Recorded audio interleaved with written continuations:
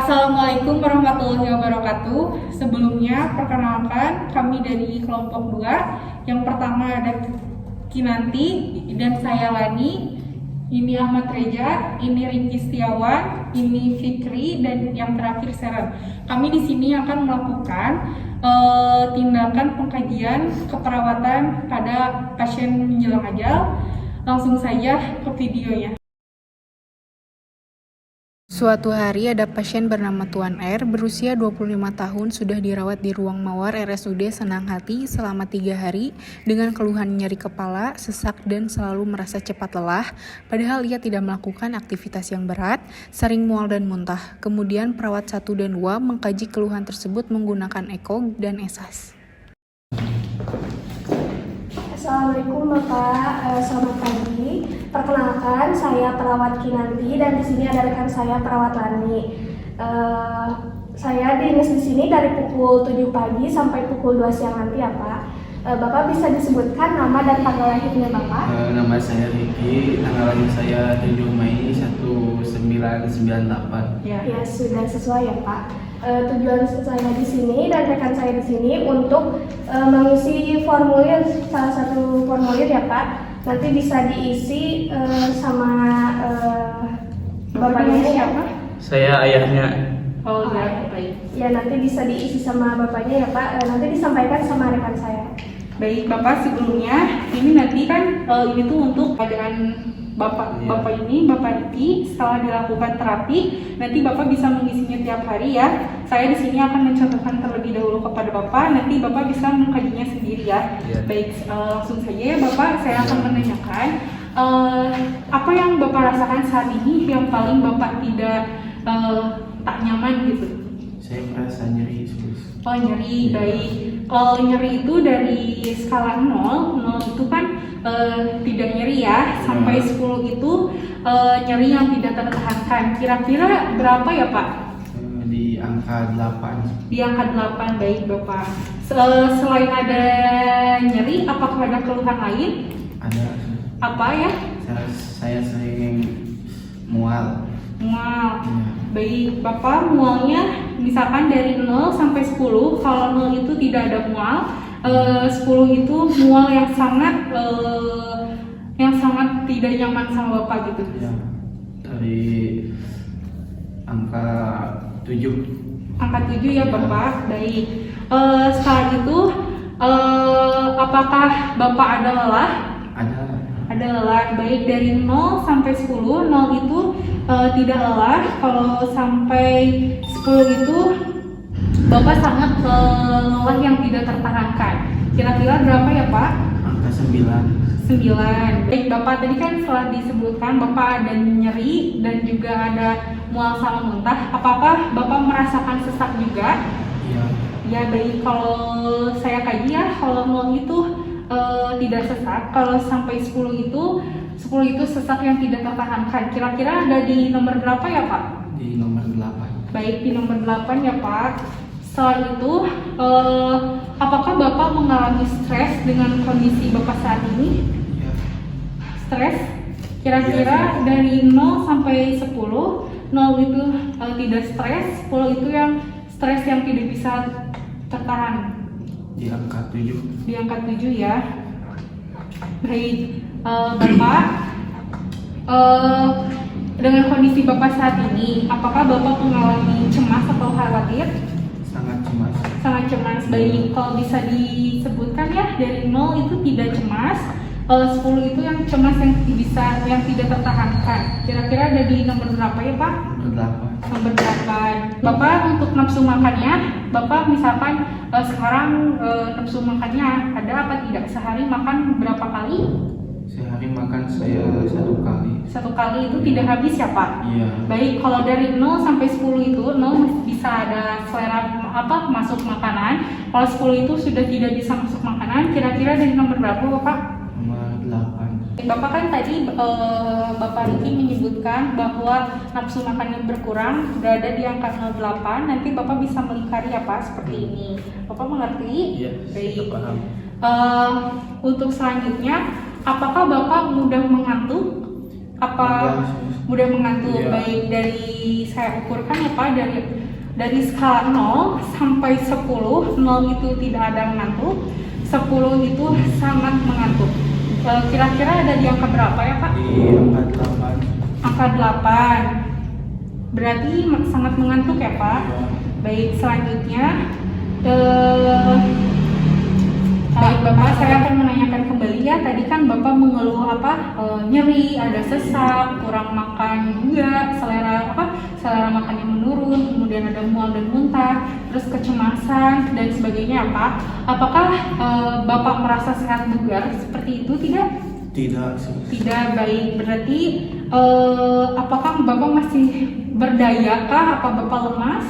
Saya lemas. Lemas. Baik, dari 0 sampai 10, 0 itu masih bisa beraktivitas, dari 10 itu sudah tidak berdaya. Baik, kira-kira ada di angka berapa ya Pak? Di angka 9. 9. Baik.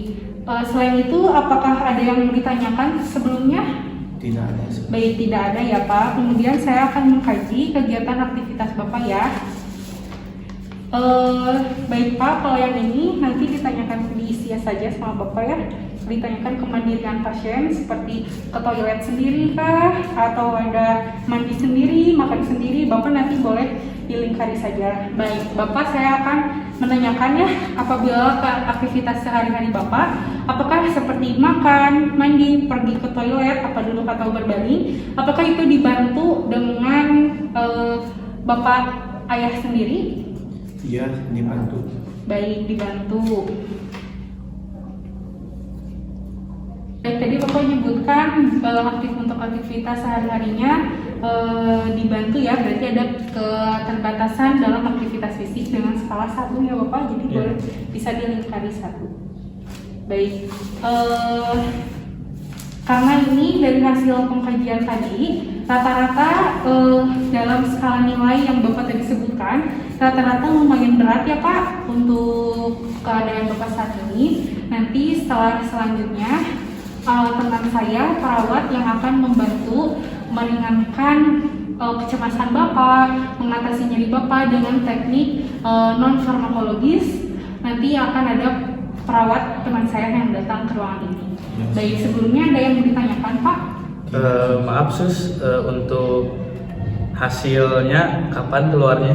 Oh baik, untuk hasilnya mungkin nanti sebentar lagi akan dikasih tahu kepada Bapak oleh teman saya, nanti sekalian dengan melakukan teknik tadi ya Pak, untuk meringankan nyeri kecemasan anak Bapak. Baik, kalau begitu ada yang mau ditanyakan lagi? Tidak sih. Baik. Mungkin dari Suskina mau yang ada disampaikan? Mungkin ini ya Pak, kan ini dikasih formulir ini ya Pak. Nanti ini diisinya setiap hari, jadi bisa melihat perkembangan Bapaknya, apa ininya menurun atau lebih meningkat ya Pak. Sudah itu saja. Baik, kalau begitu saya Lani dan perawat Kinan pamit dari ruangan ini. Nanti setelah ini akan ada teman saya yang akan melakukan teknik non farmakologis untuk meredakan nyeri dan kecemasan Bapak, dan teman saya satu lagi akan menyampaikan hasil ronsen Bapak ya.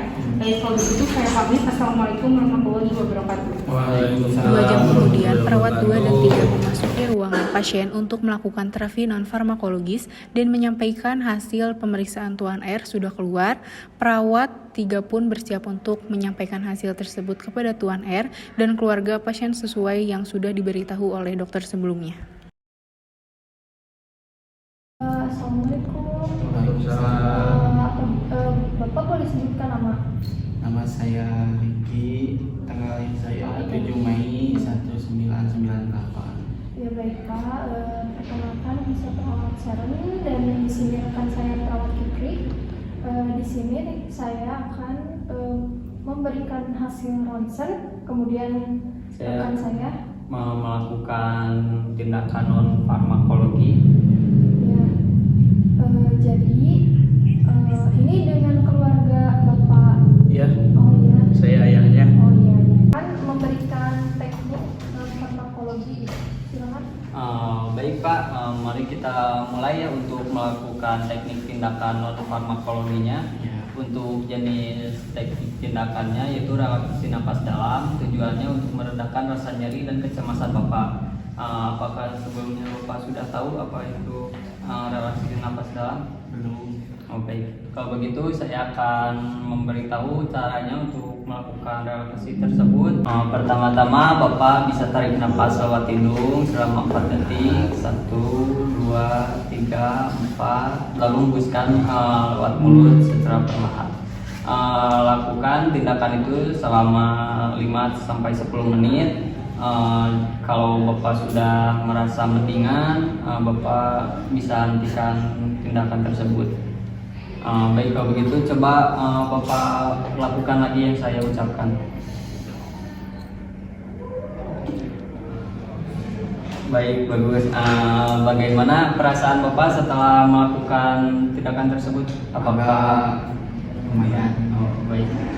Kalau Bapak merasa nyeri lagi atau merasa cemas lagi, Bapak bisa melakukan tindakan itu ya Pak. Iya.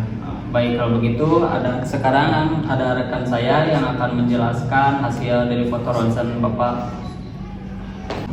Pak, sebelumnya apakah Bapak dan keluarga sudah mencari tahu mengenai penyakit yang Bapak derita saat ini? Belum. Jadi sebelumnya penyakit yang Bapak derita saat ini mungkin tidak seperti yang Bapak harapkan gitu. Jadi Bapak ini terkena penyakit kanker otak stadium 2, Pak. Tidak, Sus. Pasti itu salah ronsennya. Itu pasti kesalahan sus. Salah itu, Coba Sus. cek lagi. Dan keluarga diharapkan tenang dulu, mungkin memang penyakit ini berat bagi Bapak dan keluarga gitu. Bapak, sebelumnya saya merasakan apa yang Bapak dan keluarga rasakan, tapi diharapkan Bapak dan keluarga tenang mengenai penyakit yang saat ini diderita oleh Bapak. Apakah penyakit yang saya alami bisa disembuhkan? Kemungkinan bisa, Pak. Jadi begini, kanker otak itu adalah kondisi di mana pertumbuhan sel yang berlebihan, Pak. Nah, di sini ada 4 derajat. Yang pertama, derajat 1 dan 2 itu termasuk jinak, dan 3 dan 4 itu termasuk ganas, Pak. Nah, di sini ada beberapa pengobatan. Yang pertama bisa dengan radioterapi, kemoterapi, atau dengan pengobatan obat-obatan. Nanti Bapak dan keluarga bisa mendiskusikan untuk pengobatan selanjutnya gitu, Pak. Baik, Sus. Kalau gitu nanti saya sama bapak saya diskusi untuk pengobatan saya buat selanjutnya. Oh iya, sebelumnya ada yang mau ditanyakan lagi, Pak? Tidak, Sus. Cukup. Oh iya, baik. Kalau Bapak dan keluarga membutuhkan sesuatu, Bapak dan keluarga bisa menghubungi saya di ruang perawat ya. Ya, Sus. Baik. Kalau gitu saya permisi terlebih dahulu. Assalamualaikum. Waalaikumsalam. Sekian video dari kami. Mohon maaf bila ada kekurangan atau kesalahan. Wassalamualaikum warahmatullahi wabarakatuh.